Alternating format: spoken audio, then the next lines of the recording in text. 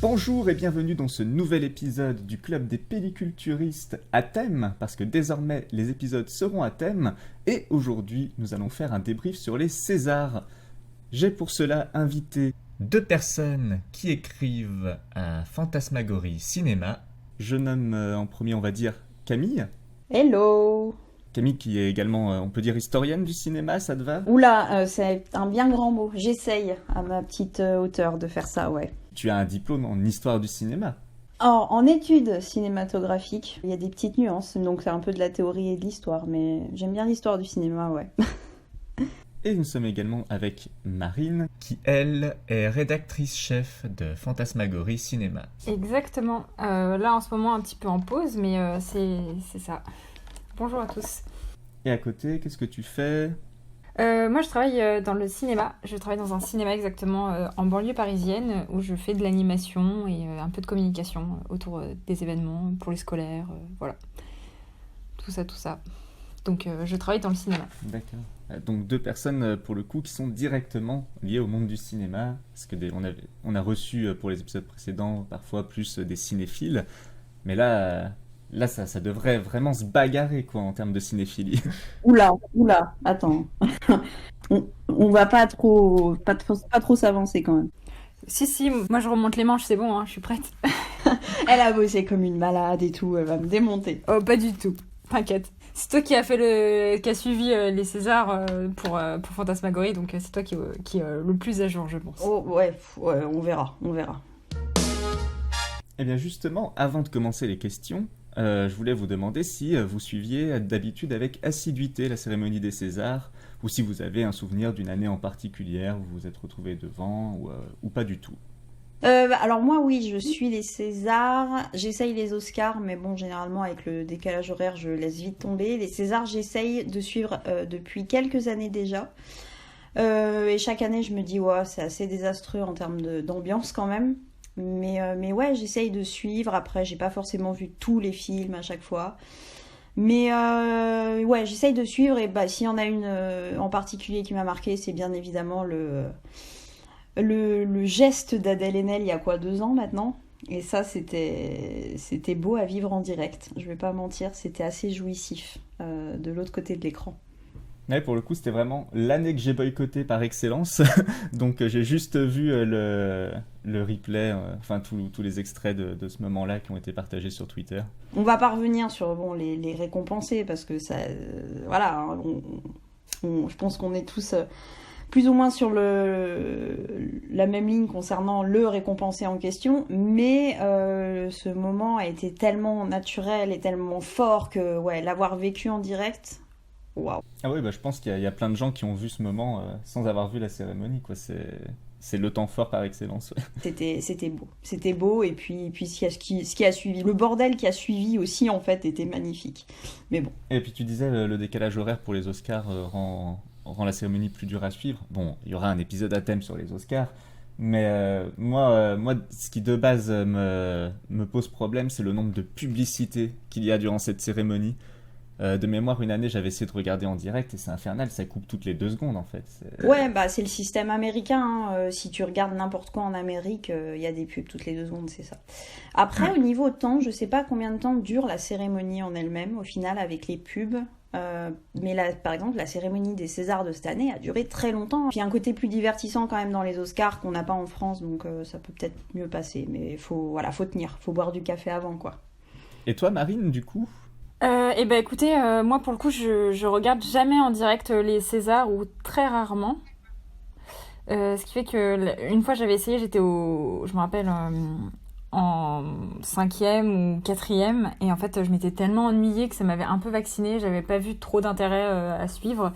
Donc depuis en fait moi je regarde les récaps ou ce genre de choses. Donc oui, forcément le moment moi d'Adèle Haenel il y a 2 ans, je l'avais pas vu en direct, mais je l'avais revu après, et j'avoue que c'était un très beau moment, et même ça avait pas mal buzzé au moment où ça avait été fait. Donc je suis quand même plus ou moins loin. Enfin là vendredi pardon, j'ai regardé la cérémonie les 20 dernières minutes, parce que je me suis connectée à minuit et quart, et ils étaient en train de remettre la meilleure actrice quand je suis arrivée.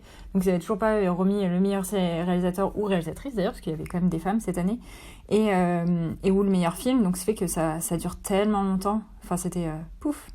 Mais voilà. Ils ont tenu à le dire qu'il y avait des réalisatrices pour ce prix. Ça a été dit un nombre incalculable de fois qu'il y avait 3 réalisatrices en lice. C'est tellement rare qu'il faut le dire. Après, je trouve que les femmes nominées, je sais jamais comment on dit, elles méritaient largement d'être là et elles sont pas là justement pour faire genre le quota. Tous les films réalisés par des femmes, ils sont assez géniaux quoi. Ils ont pas tous été récompensés. Mais bon. Je suis d'accord. Moi, j'aurais tellement aimé que l'événement reçoive un prix majeur. Titane. Mon fameux titane. Ah, mon titane. Moi, je m'injecte du titane tous les matins. Et... Ouais, non, mais moi, je suis pas étonnée qu'au César, elle ait rien eu. Mais elle n'était pas nommée dans beaucoup de catégories non plus. Elle devait en avoir deux ou trois. Deux, je crois. Ouais, peut-être 3. Moi, de mémoire, j'ai pour le meilleur espoir féminin et pour la meilleure réalisatrice. Elle avait effet visuel aussi. J'ai été étonnée qu'elle le prenne pas. Mais il y a slalom aussi, on en parlait notamment. Oui. Et Phantasmagorie, on était un peu tous team slalom, Charlène Fabier, et rien. Ouais, trop dégoût. Parce qu'il est vraiment génial pour le coup ce film. Alors, j'ai rien contre l'Eminetti qui a reçu le prix du meilleur film, mais j'avoue qu'il est tellement moins fort que Slalom, qui a une telle puissance visuelle et narrative que je suis trop déçue, quoi. Ce qui fait que je suis dégoûtée. Après, quand tu parlais, juste pour revenir sur Titan, effectivement, elle était nommée dans les meilleurs effets visuels, mais il y avait Annette en face, ce qui fait que... Oui. Annette... Bon, on va pas faire un débrief de tous les films, mais juste très rapidement sur Annette, j'ai trouvé qu'il en voyait pas mal, mais la marionnette, genre celle qui est quand même autour duquel le film est construit, j'étais pas mal cringé par ses expressions, enfin c'était certainement recherché par ailleurs, mais ouais, elle me mettait mal à l'aise cette poupée. Ouais, surtout au début, les premières scènes, c'est hyper bizarre. Oui. Mais je trouve que finalement, tu t'y fais, en fait. Enfin, je sais pas, moi, je sais que les premières scènes, j'étais dit, oh là là, dans quoi je me suis embarquée. Et finalement, au fur et à mesure, tu t'y fais et ça rend peut-être la dernière scène, on va pas spoiler, mais ça rend peut-être la dernière scène plus intéressante, justement. Je pense que n'importe quelle activité cérébrale de quelqu'un qui essaie de deviner ce qui va se passer peut se spoiler le film tout seul. C'est pas non plus le twist de l'année, j'ai trouvé. C'est pas faux.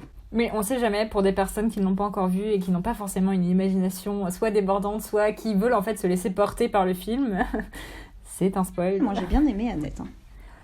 J'ai trouvé intéressant moi personnellement, mais j'avoue que c'est pas le film qui m'avait le plus transporté. Enfin, pour la meilleure réalisation, j'avoue j'étais un peu déçue, bien qu'il est très intéressant parce qu'il réfléchit vraiment sur la manière de faire des films et il rend un vrai hommage à plein de genres qui sont, enfin, en particulier la comédie musicale, mais pas que, qui sont très intéressants. Mais en termes de réalisation, il y avait d'autres films qui étaient intéressants. Ouais. Après, c'est peut-être...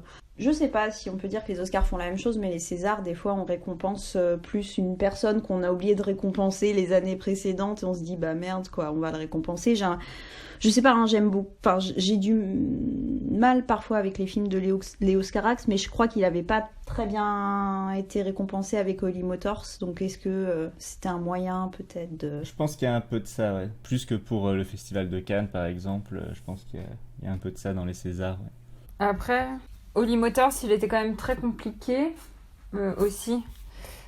Enfin, moi, je sais qu'il a été nommé dans plusieurs catégories en 2013 quand il est sorti, mais c'était pas forcément le film qui est le plus facile de ce réalisateur-là, quoi. Il est même hyper bizarre, Holly Motors.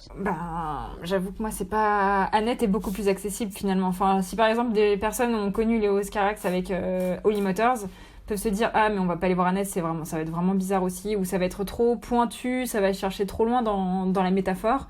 Alors que Annette, finalement, pas tant que ça, il est beaucoup plus accessible, beaucoup plus grand public, tout en étant un peu particulier. Oui, le casting de lui-même invite plus les spectateurs à s'y rendre, quoi. Alors on va donc passer aux questions avec la première catégorie qui est 24 FPS au compteur. Je vais vous poser des questions dont la réponse est un nombre. Vous devez chacune, en l'occurrence, me faire une proposition et la personne qui est la plus proche gagne le point. 5 points à distribuer pour cette première catégorie. Allez, c'est parti. Alors, on commence tranquillou. Question numéro 1. Combien de Césars différents compte cette édition 2022 ? différents? C'est-à-dire, genre les... C'est-à-dire que, j'ai écrit la question avant qu'il y ait la cérémonie, mais dans le cas où il y avait un prix décerné à 2 personnes, il ne compte qu'une fois. Ah ok, d'accord, alors non, c'est pas ce chiffre-là, alors.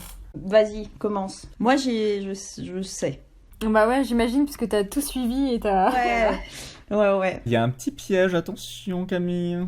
Attends, il y a un petit piège. Je compte tout ce qui s'appelle César et qui est destiné à être remis. Allez, 21. Je pense qu'il y en a 21. 21? Ah putain, attends, moi j'étais genre autour de 16, tu vois. Bah vas-y, je vais dire 16. Eh bien, j'en ai compté de mon côté 26. Le point va donc pour Camille. J'ai compté 24 catégories, plus le César d'honneur et plus le César des lycéens qui va être remis la semaine prochaine. Ah, d'accord, ok. Et oui, c'est vrai qu'il y en a qu'on oublie facilement. Il faut dire qu'ils font tout pour qu'on les oublie dans la cérémonie. C'est pas faux. Question 2. Cette année, Illusion perdue a remporté 7 Césars. Combien de films en tout ont remporté au moins 7 Césars dans l'histoire des cérémonies? Au moins, c'est-à-dire que au moins, donc plus. Voilà, 7 et plus. Combien ont été récompensés de 7 Césars ou plus? C'est dur ça, hein. C'est dur. 7, je pense qu'il y en a... Déjà, je pense qu'il y a beaucoup de films qui ont eu juste 7 Césars, ce qui est déjà énorme, hein, mais je pense qu'il y en a beaucoup. Bah, il y en a un certain nombre. 7, c'est pas si surprenant que ça. Le fait qu'il en ait eu, il ait 15 et 15 nominations, genre c'était le premier, mais le fait qu'il en ait 7, c'est pas si rare. Il en aurait eu genre 10, ça aurait été plus rare. Des 10, il y en a genre un ou 2. 2, je crois. Ouais, c'est ça. Bah, je sais pas, je dirais une dizaine. Je sais pas, je veux dire 15. Allez, 15. Eh ben, je voulais dire 15 aussi. Mais c'est bien 15, c'est un bon chiffre, 15, ça me paraît bien. Eh ben, je vais dire 16. Et c'est dommage parce que c'est 13. Ah merde! Ah non! C'était un plus ou moins. Merci Camille pour ce point. Oh bah, c'était du hasard, hein. Très très rapidement, le dernier métro, Cyrano de Bergerac, un prophète, de battre mon cœur s'est arrêté, Providence, au revoir les enfants, tous les matins du monde, on connaît la chanson, le pianiste, Séraphine, Timbuktu, adieu les cons et Illusion perdue. Voilà, c'était le passage rap god de l'émission. Ah, il y a des bons films là-dedans quand même. Ouais. Il y a aussi des Il y en a moins qui bons. les ont mérités. Ouais, bah ça va. Oui, il y en a un que j'aurais pu skip dans le... Bref. Question numéro 3. Combien de maîtres et maîtresses de cérémonies différentes il y a eu au fil des éditions? Alors là, pareil, attends, faut qu'on réfléchisse. Ok. Il y en a qui en ont fait beaucoup. Alors, on était sur la 47e. Attends, mais je vais peut-être pas réfléchir à voix haute. Oh la vache, c'est hyper dur. Je vais demander une réponse, ça va falloir se lancer. Ah, c'est Camille qui commence cette fois-ci. C'est réflexion collective, mais elle te jette sous le train, là. Non, mais j'ai commencé tout à l'heure, là. Oui, c'est à tour de rôle. Je dirais 20. Allez, 20. Ouais, ça me paraît pas mal, tu vois. En fait, on joue à 2. Je sais pas. Allez, moi je vais dire 18. Et la réponse c'est 27. Du Ah, coup, le point putain, j'ai va à trop Camille. hésité. 27, c'est énorme. Oh, Je vais pas vous les citer, hein. Voilà, Wikipédia. Question numéro 4. Combien d'années séparent la cérémonie ayant le plus haut score d'audimat de celle ayant eu le plus faible? bah, le plus faible, déjà, je pense qu'on y est depuis quelques années, non? Je sais pas. Là, vraiment, j'en sais rien du tout. Ce sera vraiment du pifomètre, là, pour le coup. Une info gratos, parce que ça c'est vraiment, si vous l'avez pas, ça peut être handicapant. La cérémonie est diffusée depuis 95, je crois, ou 94, mais bon, ça vous donne une idée, fin des années 1900. Voilà. Maintenant, quelle fourchette entre la cérémonie qui a le plus buzzé et celle qui a le plus floppé, pour parler un peu comme la génération Z, hein. Ah, t'es un jeune. Franchement, moi je dirais 2. Genre 2 ans. Ça doit pas être ça, mais bon. Je dirais 10. C'est pile poil 10. Alors, est-ce que tu as le calcul précis dans la tête ou est-ce que tu l'as dit au pif? Non, franchement, j'ai dit au pif, mais après, je vois en fait par rapport à mon âge à moi, par rapport à depuis quand je regarde les Césars, et je sais que ça a tendance à baisser depuis déjà 5-6 ans, il me semble. Il y a eu un pic de 4,6 millions en 2012 de téléspectateurs Et c'est cette année qu'on a fait le score. En fait, d'année en année, on fait de pire en pire, là. Faut partir de ce principe. Et c'était 1 300 000 cette année. Je suis partie Ah, du putain. principe que cette année, on avait rien... ils avaient vraiment floppé. Donc, ouais. Bon, c'était du pif aussi, on va pas se mentir. Dernière question. Quel est le pourcentage de femmes réalisatrices ayant reçu le César du meilleur film? Ah, bah alors, moi j'ai regardé qui avait reçu les Césars des meilleurs films, enfin pour les femmes, enfin les meilleures réalisatrices. Donc, Alors, attends, moi, je suis nulle en maths. Je sais combien pile de femmes l'ont reçu. bah ouais, bah en fait on va avoir le même chiffre, ça va être chaud. Alors, pour ce cas précis, j'accepte de donner le point aux deux si vous avez le même chiffre. Bon, en vrai, on va passer outre le pourcentage. À 3, vous me dites en même temps combien de femmes l'ont eu. 1, 2, 3. 3. Non, bon, au secours, c'est ni l'une ni l'autre. Quoi? Il y en a pas 3? Il y en a plus? Moi, j'en ai noté 4. Meilleur film? Attends, on n'est pas sur meilleure réalisatrice? Non, on est sur meilleur film. Ah, pardon! Ah ouais, bah non, bah il m'en manquait totalement. De toute façon, c'est Camille qui a le point parce qu'elle en a cité plus. Le pourcentage est donc 8,51%. C'était moi qui ai cité C'est plus. Marine. J'ai dit 3, elle a dit 1. D'accord, je confonds les voix, tout simplement. C'est grave. Donc 2 à 3, enfin 2 points pour Marine et toujours 3 pour Camille. Bah voilà, ouf, heureusement que je me suis battue pour ce dernier point. Ouais. Non, de toute façon, il y a un décompte très méticuleux en fin de session. C'est faux, je note au crayon à papier sur une feuille. Alors, on va très vite parler un peu de cinéphilie. Je dis très vite parce que le temps nous est un peu compté. Quel est selon vous le plus grand affront que la sélection de la remise des prix a fait à votre cinéphilie? Genre voilà, une sélection ou une remise des prix que vous avez dit non, c'est pas possible, je n'accepte pas. Il y en a une que j'accepte pas, hein, mais on en a parlé en début de... Ah oui, non mais alors je pensais même plus à ça, tellement c'était rentré dans l'évidence pour moi quand j'ai écrit la petite question. Donc ça, je n'accepte pas.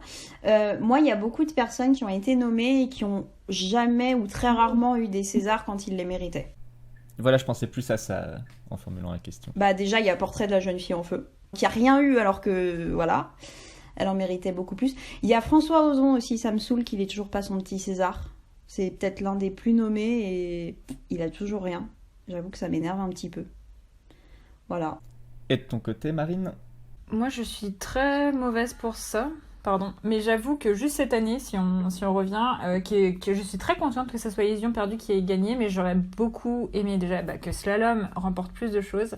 Et l'événement, en fait. Moi, je trouve que ce film est genre juste magnifique. Il a une telle émotion et il parle d'un sujet qui est tellement important que j'aurais bien aimé qu'il remporte, par exemple, de la meilleure réalisatrice. Ça m'aurait genre vraiment fait plaisir parce que c'est un film qui est fort. Et en plus, comme il a reçu à Venise le Lion d'Or, non c'est ça, si c'est le Lion d'Or, je trouve que ça aurait été juste qu'il ait aussi quelque chose. Mais donc après, je sais que j'ai des déceptions dans le passé, mais là tout de suite, si je fouille pas, je ne me rappelle pas. Non, mais j'accepte cette réponse. Et toi alors, toi t'as des... Bah de mon côté, j'ai pas vraiment avalé le fait que Camilla Jordana ait kidnappé le César du meilleur espoir féminin face à Garance Marillier à l'époque pour Grave. Ah, C'est quelque chose que je ressors souvent, une petite haine latente. Même si depuis ça va, je me suis un peu réconcilié avec Camilla Jordana dans ses derniers films. Mais bon, pour moi, il y avait une performance un peu plus à suivre du côté de Garance Marillier. Qui depuis m'a déçu aussi, cela dit, hein, notamment en termes de séries audio, mais bref, je vais pas m'étendre là-dessus.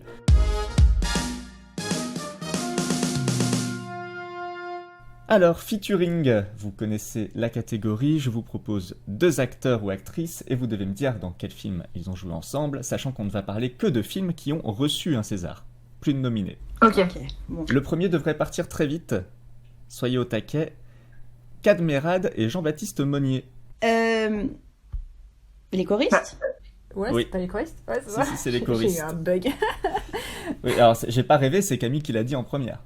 Oui, Ah, c'est Camille, ouais. Mais non, fair play. mais je me rappelais pas qu'il avait eu un César. Ah ouais, moi non plus. Eh bien, il a eu le César pour le meilleur son en 2005. Ah bah oui. Et meilleure musique écrite pour un film aussi. Featuring numéro 2, Edward Norton et Emma Stone. Oh la vache. Dans un film au César? Edward Norton et Emma Stone. On a le droit à des indices ou pas? Oui, bah déjà, vous pouvez à peu près deviner dans quelle catégorie le film a reçu Bah, un César. meilleur film étranger, déjà. Je sais pas. Attends, Emma Stone, Magic in the Moonlight? Non, c'est pas ça. Non, c'est... mais non, mais attends, il y a pas... Birdman, il joue dedans, Edward Norton? Ah putain, c'était ça. C'est Birdman. Oui, Birdman. Bien, ouais, putain. Birdman, César du meilleur film étranger en 2015. Je l'oublie tout le temps, ce film. Mais très bon film. Ouais, il est super. Troisième featuring, Karine Viard et Louane. La famille Bélier. Ah putain. Oui, la farine Bélier. Oh, la chandeleur est passée par là, désolé. Oui, la famille Bélier. Meilleur espoir féminin 2015 pour Louane. Le point va pour Marine. J'ai un peu honte que ce point-là... Enfin, alors que j'ai pas eu les autres, quoi, mais... Oh, tu les avais, c'est à la vitesse en général que ça se joue. C'est ça. Ouais. Featuring numéro 4, Édouard Baird et Monica Bellucci. Oh, je connais pas beaucoup. Je vais pas mentir, je connais pas beaucoup de films avec Monica Bellucci. Édouard Baird. Ah, Mission Cléopâtre? Astérix Mission Oui. Cléopâtre? C'est Mission Cléopâtre en effet. Il a été césarisé ce film? Pour les meilleurs costumes en 2003. Ok, bah pourquoi pas. Je pensais pas que les Césars remettraient un film mais c'est très bien, ok. Oh, je pense que c'est pour Alain Chabat. Qu'il y a eu un petit geste peut-être, je sais pas. Enfin, remarque, non, je retire ce que j'ai dit, même en termes de casting, il est incroyable, hein, donc pour tout le monde. Mais il est trop bien, ce film. Moi, j'adore, c'est ma comédie préférée française, quoi. Ah oui, moi, ouais. Si ça vieillit pas, hein, t'as beau la regarder, ça marche encore aujourd'hui, quoi, c'est génial. Ok, bon, là je m'avoue vaincu. Mais il reste un point. Et d'ailleurs, je parlais d'Alain Chabat. Pour ce dernier feat, c'est Alain Chabat et Charlotte Lebon. Oh. Alors ça doit être récent, ça, parce que Charlotte Lebon, elle n'est pas non plus... Ouais, ça peut dater un petit peu, quand même. C'est le plus dur des featuring de cette émission. C'est pas le génialissime Prête-moi ta main, parce que c'est Charlotte Gainsbourg. Si c'est le même prénom, ça marche pas. Essaye de greffier des points. Attends, Alain Chabat... Charlotte Lebon... Dans quoi est-ce qu'elle a joué? Non, moi j'ai... Non, ça, il est pas dedans. Putain, j'ai rien avec elle. Non, bah si t'as une autre idée, Camille, Alors, elle est autorisée. Camille peut de nouveau répondre, mais je donne un indice pour les deux. Ce ne sont pas des rôles principaux, bien sûr. Hein. Ouais. C'est pas un vrai indice ce que je viens de donner, on va plutôt dire. C'est une adaptation, voilà. C'est pas un scénario original. Une adaptation... Waouh, dur. Je crois que le seul film que j'ai vu, mais je crois pas qu'il y a Alain Chabat dans ce film, c'est le truc de la poussette, là, la stratégie de la poussette. Non, en plus, elle est rôle principal. Voilà, donc c'est sûr que c'est pas ça, mais je sais pas. Non, moi j'avais Libre et Assoupi, mais c'est pareil, elle joue pas dedans. Enfin, elle joue dedans, mais il joue pas dedans. On peut faire perdre le point, hein, parce que si j'hésitais à vous donner un très gros indice, mais c'est peut-être dommage. Oh bah si, allez, essaye un dernier. Bah, du coup, c'est de la rapidité après, hein, si jamais je donne un très gros indice. Je donne le réalisateur, si vous voulez. Oh, je suis pas sûre que ça nous aide, mais vas-y. Soyez prêtes, tout le monde peut répondre. Le réalisateur est Michel Gondry. Ah, Merde, comment s'appelle ce film? Il s'appelle comme le livre, hein, en tout cas. Oui, bah de Boris Vian, quoi. Oui. Ah, je fais perdre le point, allez. Mais c'est bon, laisse tomber, j'ai vu le titre. Ah, L'écume des jours. Putain, voilà, c'est ça. Bon, alors, Non, mais non, trop tard. je sais pas, Camille, qu'est-ce qu'on fait? On lui donne le Ah point oui, tu peux carrément ou, lui donner le point, ouais. Y a pas de souci. Enfin, comme vous voulez, moi, y a pas de souci, j'ai été très longue. De toute façon, on n'est pas pour la bataille, on est pour le fun. Et c'est drôle d'entrer dans la dernière catégorie avec une égalité. Elle est dure, la dernière. Je sens qu'elle est dure. Ouais, en plus. Juste une petite question encore. À qui rêvez-vous de remettre un prix pour la cérémonie des Césars? Genre, si jamais vous êtes appelé sur scène et que c'est vous qui choisissez le nom qu'il y a dans l'enveloppe, à qui vous voulez le donner? Dans n'importe quelle catégorie? Ouais, n'importe. C'est vraiment, c'est un rêve, hein, à ce niveau-là. Il y a trop de monde. Moi, j'avoue, mais en fait, genre, je vais reparler que de Slalom, quoi. J'aimerais bien un jour remettre le César de la meilleure réalisatrice à Charlène Favier pour son prochain film. Je suis sûre qu'il sera ouf. S'il est aussi bien que Slalom, il sera encore mieux. T'as regardé ces courts-métrages? Non, par contre, j'avoue, j'ai pas regardé. Ah, faut que t'essayes de les regarder. Et le temps que Camille réponde, moi pour ma part, Michel Gondry, hein, c'est pas pour rien que c'est le seul compte que je suis avec le club des pelliculturistes sur Instagram. Et oui, j'ai aussi glissé la petite question sur l'écume des jours juste avant. J'aime beaucoup ce qu'il fait. Et ouais, s'il y a moyen qu'il revienne, d'ailleurs, tout simplement, parce qu'il fait plus rien. Mais lui remettre un petit prix pour la réalisation, ça ferait plaisir. Eh ben moi, il y a vraiment beaucoup, beaucoup de personnes. Je pense que je partirais sur Pedro Almodovar. Et s'il peut venir avec Penélope Cruz, comme ça, on fait une pierre deux coups. Pour un film où elle joue dedans. Du coup, César du meilleur film. Comme ça, tout le monde est content. C'est bon. Ouais, on part sur ça.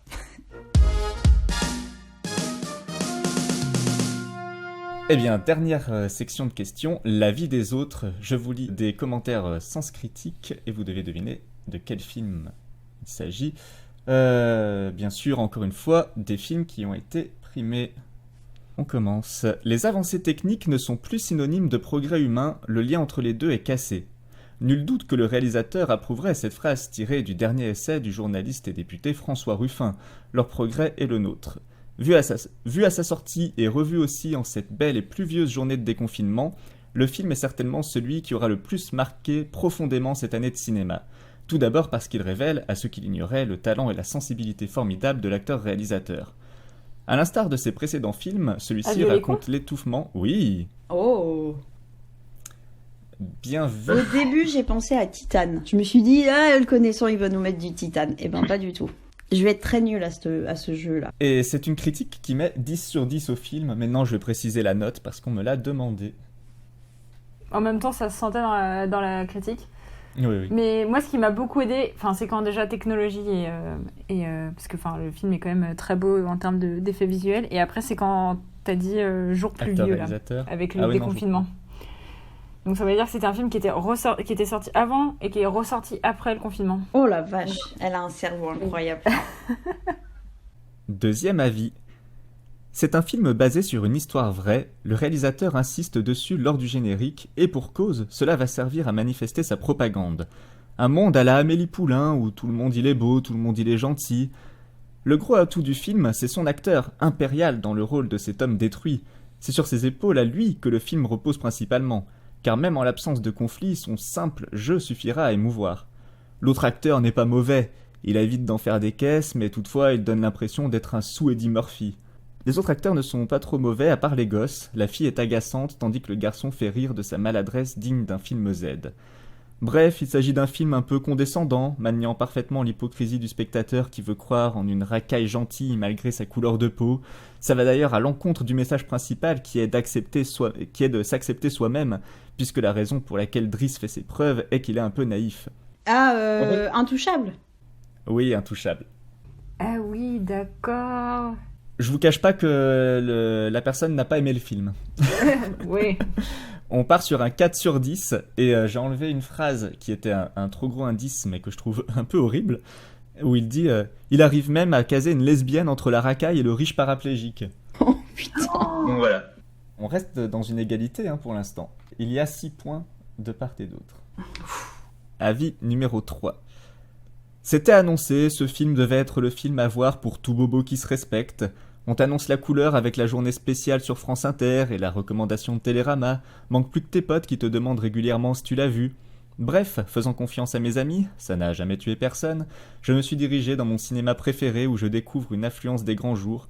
Pas encore Bienvenue chez les Ch'tis ou Intouchables, mais quand même, la salle est à moitié pleine.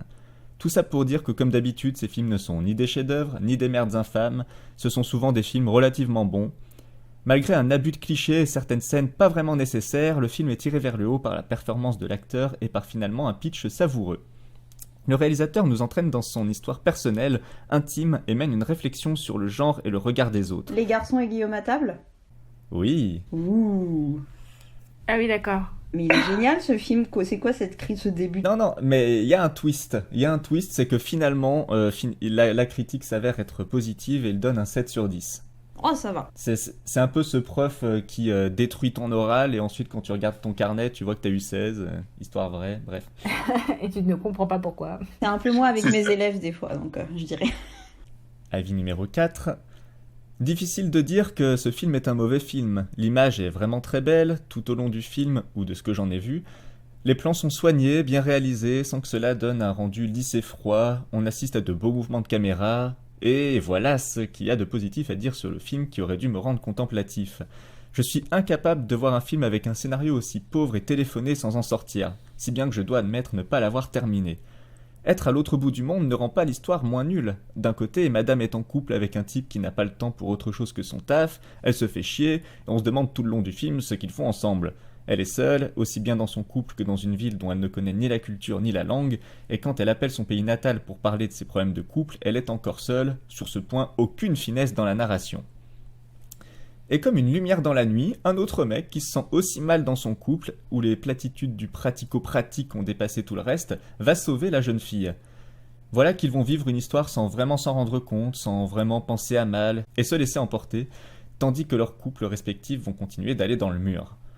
Dès les premières scènes, on peut écrire le scénario du film, ou du moins les 2/3, vu les maigres possibilités qu'il offre.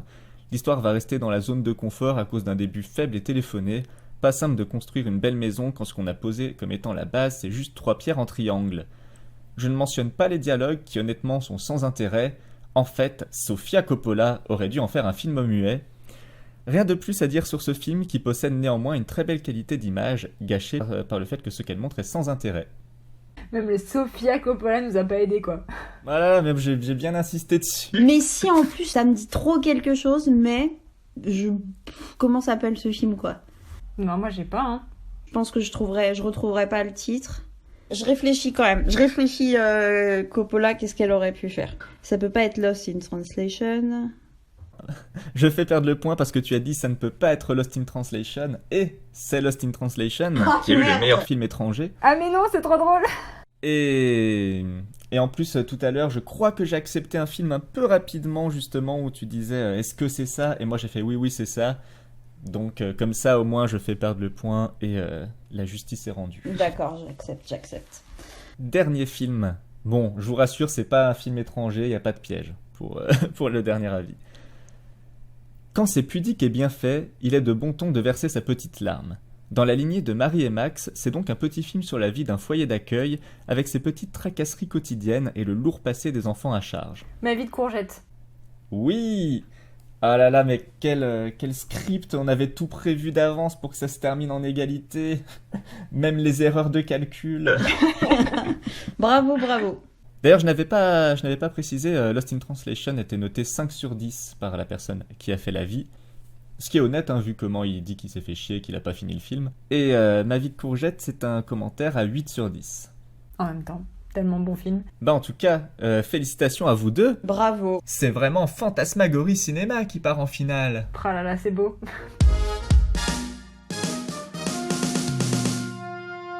Du coup, on va essayer d'expédier cette dernière catégorie. Je vous dis juste un petit changement de règle, comme c'est vraiment très dur pour les candidats d'avoir 5 sur 5, parce que la dernière étape, je vous le dis, c'est le film à l'honneur, où toutes les questions portent sur un film en vrai ou faux, et normalement je demande à ce qu'il y ait 5 sur 5 pour choisir le prochain film à l'honneur. Désormais ce n'est plus ça, il s'agit de faire au moins aussi bien que le ou la candidate précédente. D'accord. Donc là, Mev avait remporté 4 sur 5, et nous a choisi Persépolis de Marjane Satrapi et de Vincent Paronneau, qui a gagné le prix du meilleur premier film et de la meilleure adaptation en 2008.